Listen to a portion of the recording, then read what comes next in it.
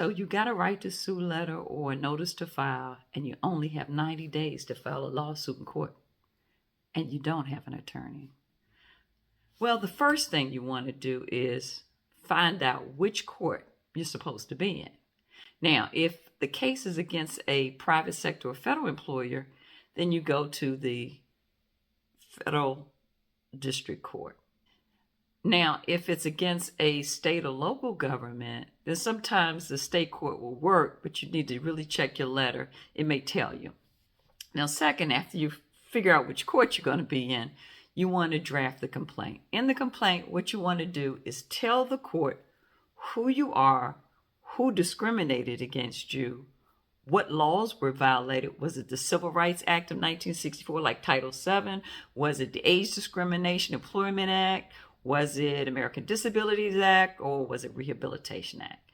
You want to tell the court which law was broken. Third, you want to file that complaint with the clerk of the court. Now, usually there's a filing fee for about $400. Now, you can ask for a waiver of that fee if you fill out what is called a forma pauperis, or something like that, form, if you can't afford it. Fourthly, you must always serve the employer, the one you're filing against. I mean, you got to give them notice.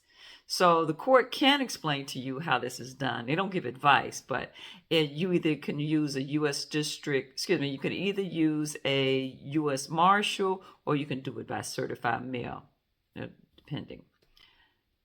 And now once your complaint is filed with that clerk of the court, the employer will reply.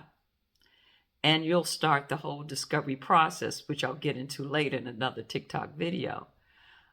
But discovery is where you gather evidence and witnesses. Now, I'm going to tell you, it's work, but you can absolutely do it pro se if you're committed. Know that the courts are on a slowdown right now, but it'll eventually crawl its way through. As I close, I'm just saying, don't sleep on your rights if you decide to file, because you only got 90 days.